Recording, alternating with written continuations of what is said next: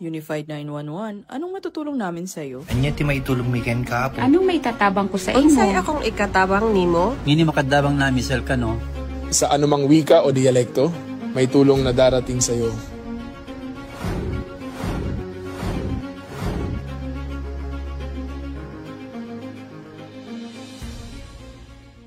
Lilingkod sa bawat Pilipino at magbibigay ng tamang impormasyon para sa tahimik at maayos na Pilipinas. Police News Network, alagad ng batas, tagapagtaguyod ng balitang pulis, sandigan ng mamamayan, patnubay ng katotohanan. Kampo Krame, maghahatid ng pinakahuling kaganapan at nagbabagang balita. Ito ang PNN Police News Network. At ngayon, ang inyong mga tagapagbalita. Magandang araw, bagong Pilipinas. Ako ang inyong alagad ng batas, tagataguyod ng Balitang Pulis, Patrolman Julius Sam Acad. Maghatid sa inyo ng tamang balita, kwento ng pulis at serbisyo para sa mamamayan, at ito ang PNP News Online. Ang pangunahing balita ng Police News Network, alagad ng batas, tagataguyod ng Balitang Pulis.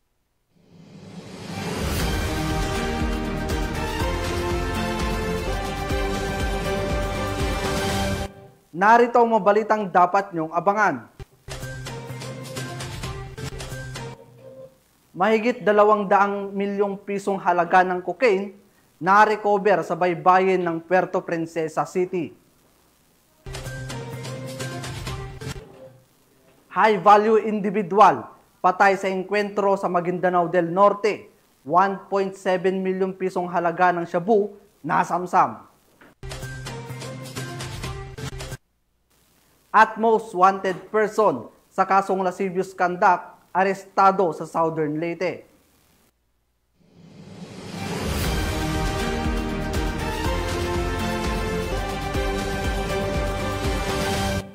Narito ang mga balitang hatid ng ating PNN correspondents mula sa iba't ibang panig ng bansa.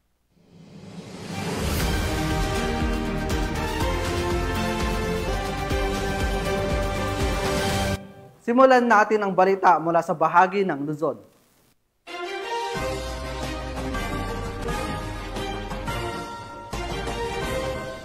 Sa kanyang mensahe sa Monday Flag Raising Ceremony sa Campo Crame, pinasalamatan ni Acting Chief PNP, Police Lieutenant General Jose Melencio Nartates Jr.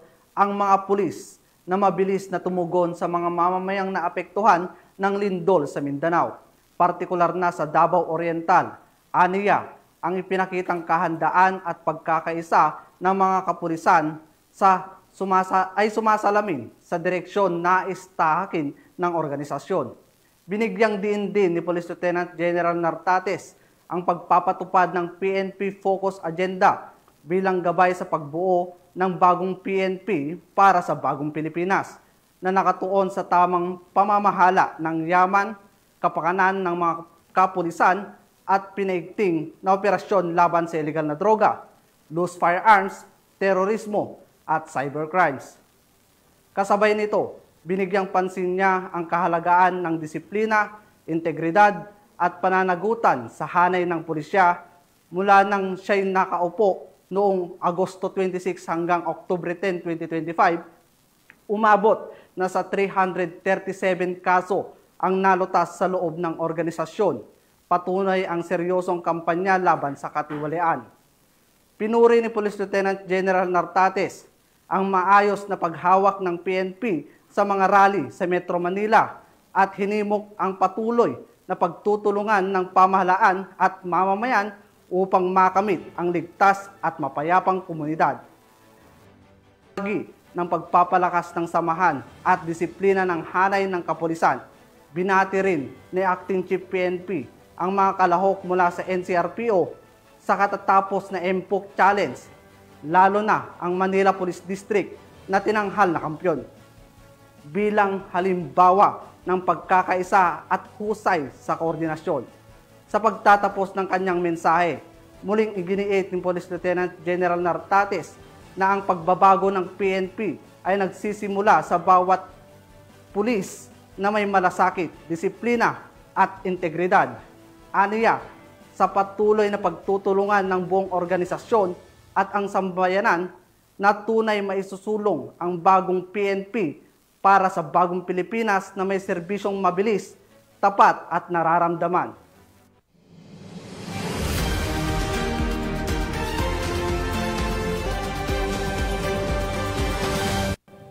Tinatayang 214 milyon halaga ng cocaine ang narecover ng mga otoridad sa magkahiwalay na operasyon sa baybayin ng Puerto Princesa City, Palawan.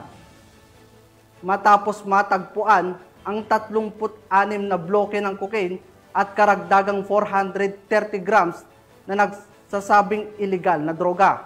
Nakatutok dyan si Patrolwoman Christine Lorenzo. Muling pinuri ng Puerto Princesa City Police Office ang pagiging mapagmatsyag at pakikipagtulungan ng mga mamamayan matapos ang dalawang magkahiwalay na insidente ng pagkakarecover ng hinihinalang cocaine sa mga baybayin ng bahagi ng Barangay Bahile at Barangay Bagong Bayan, Puerto Princesa City nito lamang ika-11 ng Oktubre taong kasalukuyan. Batay sa ulat, bandang alas 10 pasado ng umaga hanggang 1:00 pasado ng hapon na recover ng mga tauhan ng Philippine Navy na nakatalaga sa Naval Detachment Oyster Bay, Barangay Bahile ng 36 na bloke ng hinihinalang cocaine na nakabalot sa asul at puting sako na tinatayang may bigat na 36 kilos at may halagang 214,416,800 pesos sa pamilihan. Ang mga nakumpiskang droga ay agad na itinurn over ng Western Naval Command sa pamamagitan ng BRP Ladislao Diwa sa PIDEA Palawan Provincial Office para sa wastong disposisyon. Samantala, bandang pasado 1:00 ng hapon sa parehong araw, nakatanggap naman ng ulat ang mga tauhan ng Police Station 3 na pinamumunuhan ni Police Captain Joscoro S. Archidera Jr. mula kay Barangay Charlie Rolly A. Magbanwa ng Barangay Bagong Bayan hinggil sa natagpo ang transparent na plastic na lalagyan sa dalampasigan ng purok mangingisda. Nang siyasatin, nadiskubre itong naglalaman ng tinatayang 430 grams ng hinihinalang cocaine na may halagang 2,279,000 pesos. Ayon sa ulat, isang lokal na mangingisda ang nakakita nito at agad na ipinaalam sa mga opisyal ng barangay upang maisauli sa mga otoridad. Patuloy na iniimbestigahan ng mga otoridad ang pinagmulan ng mga naturang droga na pinaniniwala ang may kaugnay sa operasyon ng mga international drug syndicates na gumagamit ng maritime routes na dumaraan sa katubigan ng Palawan. Sa mga nakalipas na linggo, ilang pakete rin ng hinihinalang cocaine at kush ang natagpuan sa iba't ibang bahagi ng baybayin ng lungsod at lalawigan. Pinuri ni Police Colonel Christine M. Tabdi, Acting City Director ng PPCPO, ang patuloy na kooperasyon ng mga mangingisda at mga residente sa mga coastal barangay na nagsisilbing mata at tainga ng batas. Anya, ang maagap na ulat at tamang aksyon ng mga mamamayan ay malaking tulong upang mapigilan ang pagkalat ng iligal na droga sa mga komunidad. Tinitiyak naman ng PPCPO ang patuloy nitong pagkikipag-ugnayan sa Philippine Navy, PIDEA at iba pang ahensya ng pamahalaan para sa mas pinaigting na pagbabantay sa mga katubigan at pagpapatupad ng kampanya laban sa iligal na droga. Mula dito sa Home of the Police Eco Warriors, Calapan City, Oriental, Mindoro, ako ang inyong PNN correspondent, Patrolwoman Christine Lorenzo, alagad ng batas, tagataguyod ng Balitang Pulis. Maraming salamat, Patrolwoman Lorenzo. Pinuksa ng mga operatiba ng Benguet PNP ang mahigit 300,000 pisong halaga ng fully grown marijuana plants at seedlings sa sinagawang marijuana eradication sa Takadang, Kibungan, Benguet. Patrolwoman Jesly Sabado sa balita. Yang 324,000 halaga ng fully grown marijuana plants at seedlings ang nadiskubre at winasak ng mga otoridad sa isinagawang marijuana eradication operation sa Barangay Takadang, Kibungan, Benguet dito lamang ika-10 ng Oktubre taong kasalukuyan. Pinangunahan ng 1st Benguet Provincial Mobile Force Company ang naturang operasyon. Katuwang ang Kibungan Municipal Police Station, Provincial Drug Enforcement Unit, Provincial Intelligence Unit ng Benguet PPO, Regional Intelligence Unit 14 at PIDEA CAR. Natuklasan sa operasyon ang 1,600 fully grown marijuana plants at 100 marijuana seedlings na may kabuang tinatayang halaga na 324,000 piso.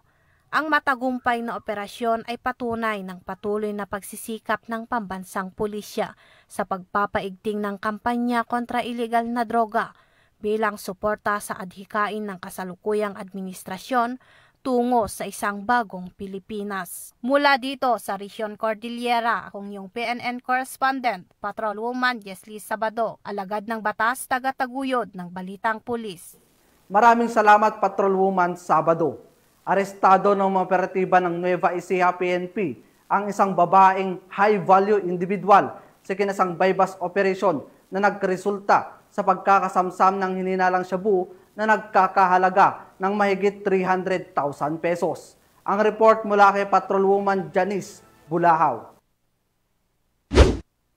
Isang high-value individual ang naaresto sa ikinasang bypass operation ng mga tauhan ng San Antonio Municipal Police Station sa ilalim ng pamumuno ni Police Colonel Heril Dagwit Bruno, Provincial Director ng Nueva Ecija Police Provincial Office sa Barangay San Mariano, San Antonio, Nueva Ecija. Kinilala ang suspect na si alias Marie, 44 taong gulang, may asawa, walang trabaho at residente ng Labni, Barangay Pias, General Tinio, Nueva Ecija. Nasamsam sa operasyon ang 55.75 gramo ng hinihinalang shabu na may tinatayang halagang 379,100 pesos kasama ang 1,000 marked bypass money na ginamit sa transaksyon. Batay sa ulat, ang suspect ay naaresto matapos nitong iabot sa isang undercover operative ang isang sachet ng shabu kapalit ng marked money. Dinala na sa himpilan ng San Antonio MPS ang suspect at ang mga nakumpiskang ebidensya para sa wastong dokumentasyon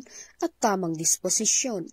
Inihahanda na rin ang kasong paglabag sa Section 5 at 11, Article 2 ng Republic Act 9165 o Comprehensive Dangerous Drugs Act of 2002.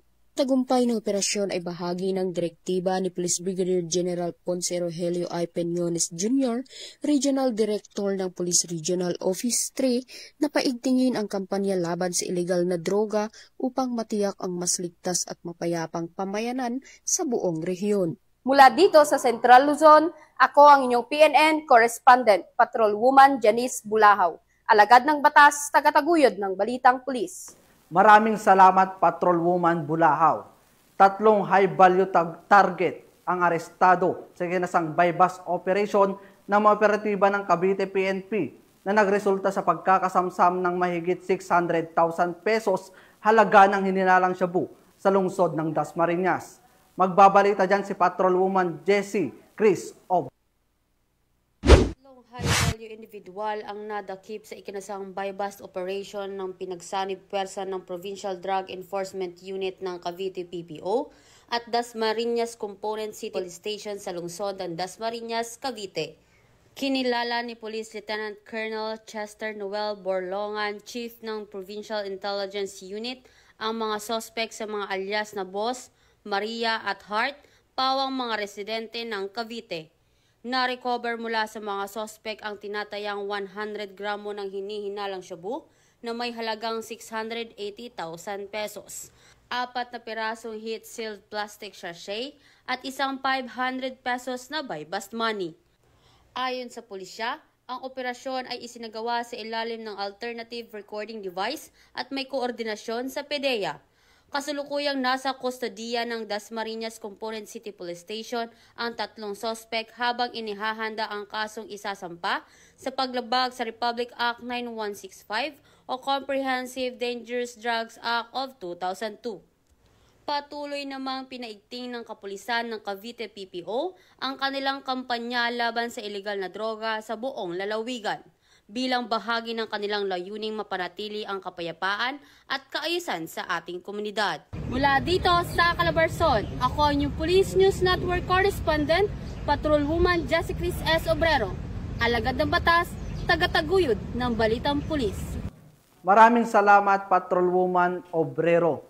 Matagumpay na isinagawa ng 1st Cagayan Provincial Mobile Force Company ang pamamahagi ng mga libro sa mga mag-aaral ng Kagabutan Elementary School sa bayan ng Rizal, Cagayan sa ilalim ng programang Project School Care. Patrolwoman Micheline Balyada sa report. Papatuloy mga makabuluhang programa sa ilalim ng Project Assist o Awareness and Strengthened Support in GIDAS in Fight Against Terrorism, matagumpay na isinagawa ng First Cagayan Provincial Mobile Force Company ang Project School Care o Student Keen Understanding on Localized Community Awareness for a Responsive Environment na isinagawa sa Gagabutan Elementary School, Rizal, Cagayan, nito lamang ika-10 ng Oktubre taong kasalukuyan. Pinangunahan ni Police Major Abdel Aziz D. Maximo, Acting Force Commander ang aktibidad, kasama sina Police Colonel Mardito G. Angulwan, Provincial Director, Police Captain Sheila Joy Fronda, Chief PIO, Police Captain Ian Michael B. Akasili, Officer in Charge ng Rizal Police Station, at Honorable Jamila Denise B. Ruma, Municipal Mayor ng Rizal, Cagayan. Naging katuwang nila ang Sheriff Falcones, Cagayan Valley and Greater Northern Luzon sa pangunguna ni Engineer Mark D. Geron Tumabaw, Program Director ng programang Libro para sa Sitio. Isa sa tampok ng programa ang pagta-turnover ng 380 aklat sa Villa Cruz Elementary School sa pamumuno ni Mrs. Janet S. Manablug at sa Gagabutan Elementary School sa pamumuno naman ni Miss Lourdes H. Castro. Nagpapasalamat ako sa kapulisan ng probinsya ng Cagayan at ng mga kapulisan ng Rizal at siyempre ang LGU Rizal na katuwang nila sa programa nila ito na pinamumuan ng ating Mayor Jamila Ruma. So muli nagpapasalamat ang Gagabutan Elementary School, kaming mga guro at ng mga komunidad at lalong-lalo na ang mga mag-aaral. Maraming salamat po at God bless po sa ating lahat. Layunin ng aktibidad na palawakin ang kaalaman ng mga kabataan at itanim sa kanila ang pagpapahalaga sa edukasyon bilang sandigan ng maunlad na lipunan. Maraming salamat po sa mga kapulisan po. Maraming salamat din po sa libro po na inyong binigay. Nagbigay kasiyahan sa okasyon ang mga piling mag-aaral na nagpamalas ng kanilang talento sa pagkanta at pagsayaw. Ang Project School Care ay nagsisilbing patunay ng pagkakaisa ng kapulisan, lokal na opisyal, guro, magulang at komunidad na sa pamamagitan ng pagtutulungan at malasakit kayang maitaguyod ang karunungan, kamalayan at kapayapaan sa bawat librong na ipagkakaloob, kasamang naihahatid ang pag-asa, inspirasyon at pangarap para sa mas maliwanag na kinabukasan ng mga kabataan ng Cagayan. Maraming salamat po sa kapulisan na nagbigay ng libro sa amin at maraming salamat po sa aming mayora. Mula dito sa Lambak ng Cagayan, ako ang inyong Police News Network Correspondent, Patrolwoman Balyada, alagad ng batas, tagataguyod ng balitang pulis.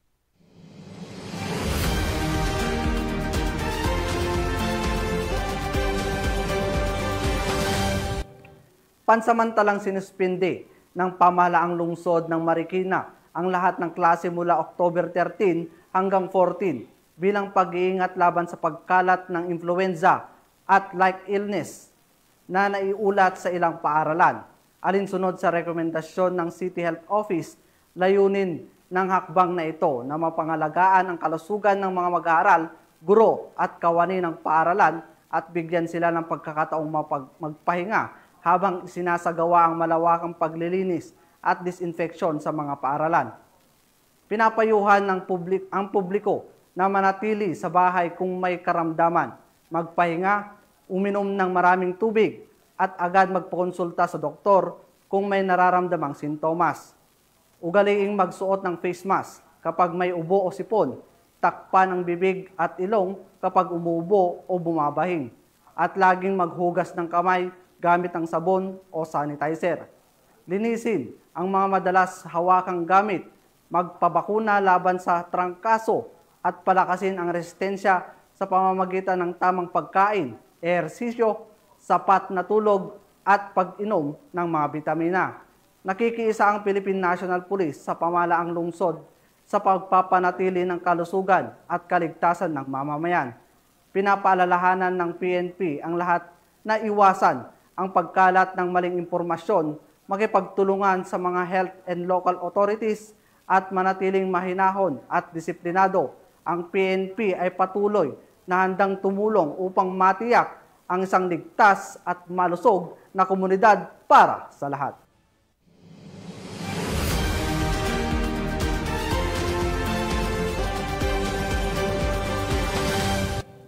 Tunghayan naman natin ang mga balita mula sa bahagi ng Visayas.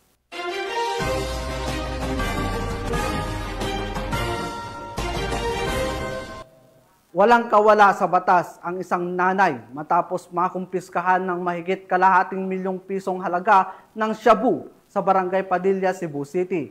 Nakibalita dyan si Patrolwoman Flora May Asares.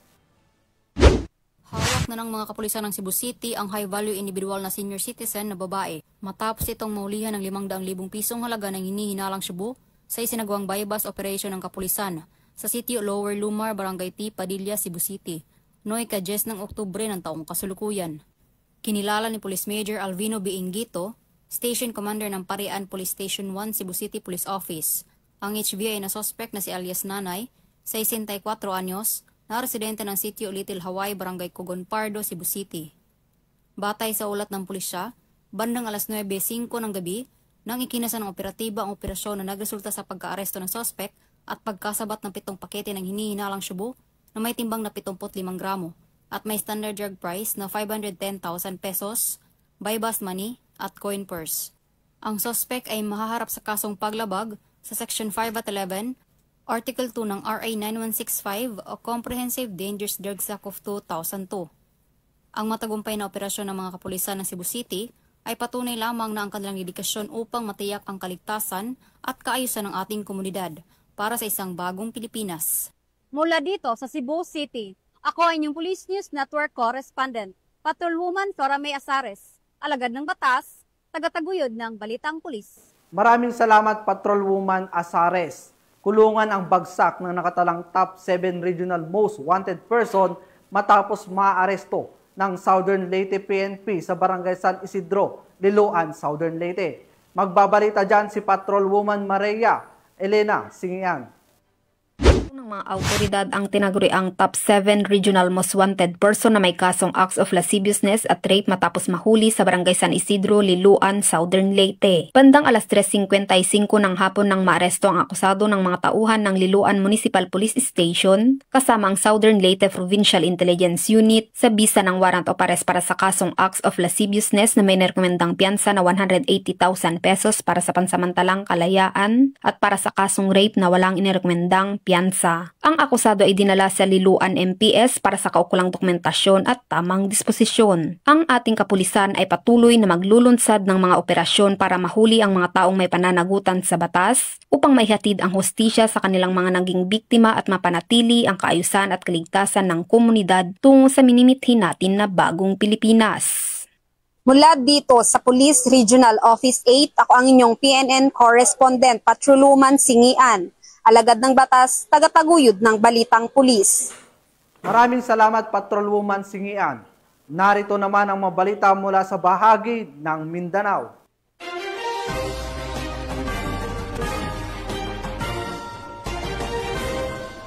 Patay ang isang high-value individual na sangkot umano sa iligal na droga matapos makipagpalitan ng putok sa mga operatiba ng Philippine National Police sa ikinasang buy-bust operation sa Maguindanao del Norte, kung saan nasamsam ang tinatayang 1.7 milyong pisong halaga ng hininalang shabu.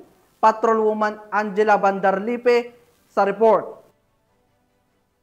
Nakumpiska ang 1,700,000 peso halaga ng shabu sa isinagawang buy-bust operation ng Dato Udin Sinsuat Municipal Police Station na nauwi sa isang enkwentro at nagresulta ng pagkasawi na isang high-value individual na suspect sa poblasyon Dalican, Dato Udin Sinsuat, Maguindanao del Norte nito lamang ika-11 ng Oktubre taong kasalukuyan. Kinilala ni Police Lieutenant Colonel Esmail Madin, Chief of Police ng Dato Udin Sinsuat, ang nasawing suspect na si alias Dats, 25 anyos, na taga-barangay Brad Dato Angal Midtimbang, Maguindanao del Sur. Bandang alas 2:50 ng tanghali, nang nasabing petsa na isagawang pinagsanib na pwersa ng mga tauhan ng 2 MPS at mga personahe ng Maguindanao del Norte PPO ang naturang operasyon na nauwi sa engkwentro matapos makipagpalitan ng putok ng baril ang mga suspect sa mga operatiba ng matunugan ng sinasagawang operasyon. Napatay ang isa sa mga suspect at nakuha mula rito ang 5 piraso ng heat cell transparent plastic sachet na naglalaman ng hinihinalang shabu na tumitimbang na humigit kumulang 250 gramo na may tinatayang halagang 1,700,000 pesos, buy-bus money, 1,000 piso bill, 3 bundle ng budol money, at 3 basyo ng balang mula sa pinaniwalaang .45 caliber firearm ang natagpuan sa pinangyarihan ng engkwentro. Nasa kustodiya ng naturang istasyon ang mga nakumpiska ebidensya para sa wastong disposisyon habang patuloy pa ring pinaghanap ng mga otoridad ang 2 nakatakas na suspect. Muling pinagtitibay ng Police Regional Office Bangsamoro Autonomous Region sa pamumuno ni Police Brigadier Jason C. D. Guzman, Regional Director ng ProBar, ang kanilang dedikasyon sa mas pinagting ng kampanya laban sa illegal na droga at nanawagan sa publiko na manatiling mapagmatsyag at makipagtulungan sa mga otoridad upang mapanatiling ligtas ang komunidad ng Bangsamoro. Mula rito sa Rio ng Bangsamoro, ako ang iyong PNN Correspondent, Patroluman Angela Bandarlipe, alagad ng batas, tagataguyod ng Balitang Pulis. Maraming salamat Patroluman Bandarlipe. Nasa kote ang 3 drug suspect sa sinagawang drug buy-bust operation ng kapulisan sa Tagaloan, Misamis Oriental. Ang detalye ng report mula kay Patrolwoman Rhea May Sanchez.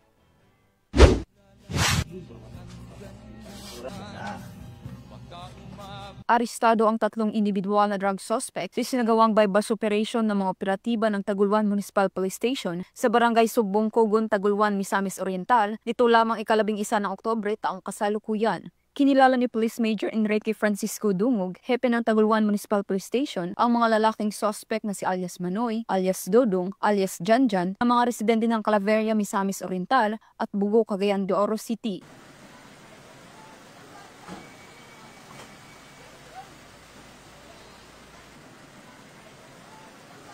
Sa ikinasang operasyon ng mga operatiba ng Taguluan Municipal Police Station ay nagresulta sa pagkakaaresto ng mga suspect at pagkakakumpiska ng mga pakete ng hinihinalang shabu at isang 500 piso bill na ginagamit bilang buy-bust money. Naharap ang mga suspect sa kasong paglabag sa RA 9165 o Comprehensive Dangerous Drugs Act of 2002. Mula dito sa Hilagang Mindanao, ako ang Police News Network Correspondent, Patrolwoman Remy B. Sanchez, alagad ng batas, tagataguyod ng Balitang Pulis. Maraming salamat Patrolwoman Sanchez. 2 drug suspect ang naaresto sa isang buy-bust operation na isinagawa ng mga otoridad na nagresulta sa pagkakasamsam ng mahigit 700,000 pisong halaga ng hininalang shabu. Narito ang report mula kay Patrolwoman June Mary Joy Rupin. Matagumpay na operasyon kontra iligal na droga. 2 individual ang naresto ng mga otoridad sa bisa ng isang joint anti-illegal drugs operation na isinagawa nitong Oktubre sa Proc Santo Niño, Barangay Matiao, Mati, Davao Oriental. Kinilala ang mga suspect na sina alias Buyong, 47 anyos, residente ng Barangay Matiao, Mati City, at pang-anim sa listahan ng mga high-value individual sa rehiyon, at alias Palawit, 45 anyos, at residente ng San Isidro, Davao Oriental. Ang operasyon ay pinangunahan ng Regional Police Drug Enforcement Unit, katuwang ang mga tauhan mula sa Mati City Police Station, Regional Intelligence Division, at Provincial Intelligence Unit. Sa nasabing operasyon, nakumpiska mula sa mga suspect ang tinatayang 105 gramo na hinihinalang shabu na may tinatayang street value na 714,000 pesos. Maliban sa illegal na droga, nakuha rin sa mga suspect ang buy-bust money, isang improvised glass tutor, isang Android cellphone, isang Euro 125 na motorsiklo na walang plaka, isang improvised lighter at isang maliit na gunting. Ang mga suspect ay agad na dinala sa Mati City Police Station para sa karampatang dokumentasyon at sa kasalukuyan ay naharap sa mga kasong paglabag ng Republic Act 9165 o Comprehensive Dangerous Drugs Act of 2002. Ang matagumpay na pagkakahuli sa mga suspect ay malinaw na pagpapakita ng dedikasyon ng kapulisan sa pagsugpo sa iligal na droga sa rehiyon. Muling iginiit ng Police Regional Office 11 na walang sinuman ang ligtas sa batas at patuloy ang kanilang pagsisikap upang linisin ang rehiyon mula sa salot ng pinagbabawal na gamot. Mula dito sa Police Regional Office 11, ako ang inyong PNN correspondent, Patrolwoman June Mary Joy Rupin, alagad ng batas, tagataguyod ng Balitang Pulis. Maraming salamat, Patrolwoman Rupin. Hindi na nakapalagpang 3 drug suspect matapos maaresto sa kinasang bypass operation ng mga otoridad sa Sarangani Province. Ibabalita dyan si Patrolwoman Emilu Pedroso.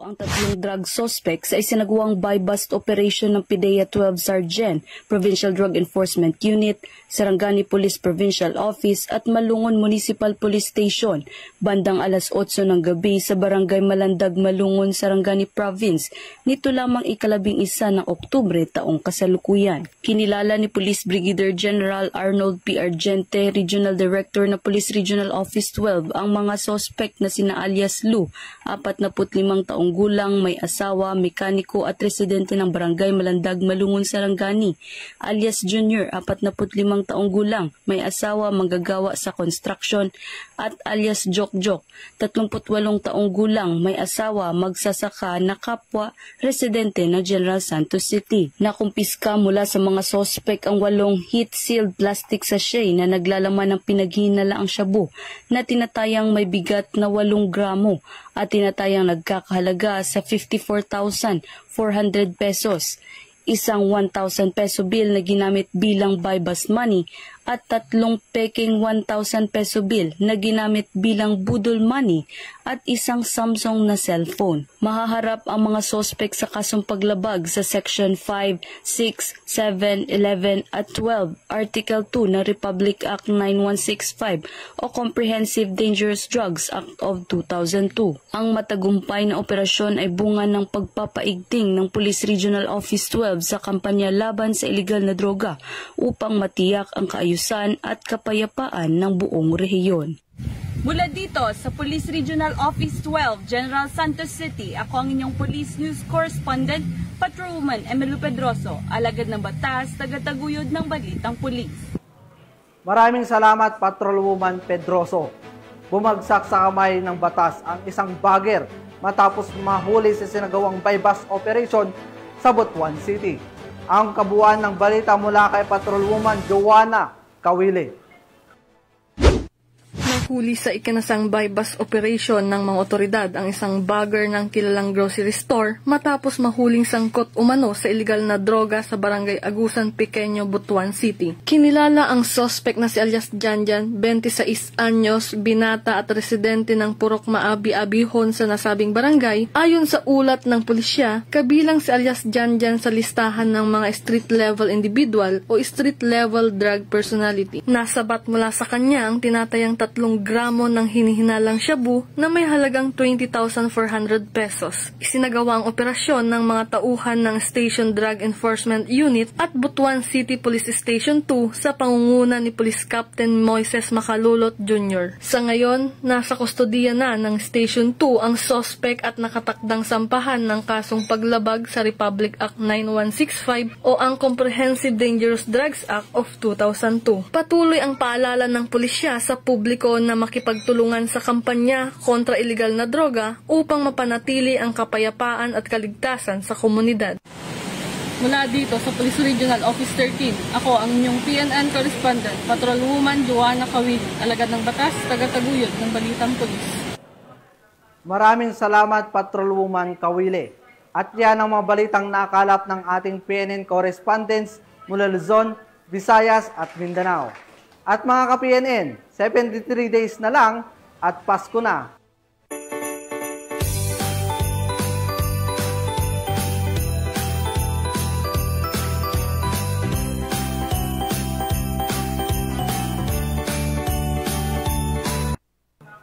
Sa ngalan ng pamunuan ng Philippine National Police, sa pangunguna ni Acting Chief PNP Police Lieutenant General Jose Merencio Naltates Jr., at sa pamumuno ni President Ferdinand Bongbong Marcos Jr., kami ay maglilingkod sa bawat Pilipino at magbibigay ng tama at balanseng balita bilang bagong PNP para sa bagong Pilipinas.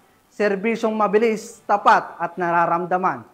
Mula rito sa tanggapan ng tagapag-ugnay ng Pambansang Pulisya, ako ang inyong alagad ng batas, tagataguyod ng Balitang Pulis, Patrolman Julius Sam Acad. Maghahatid sa inyo ng tamang balita, kwento ng pulis at serbisyo para sa mamamayan, at ito ang PNP News Online, ang pangunahing balita ng Police News Network.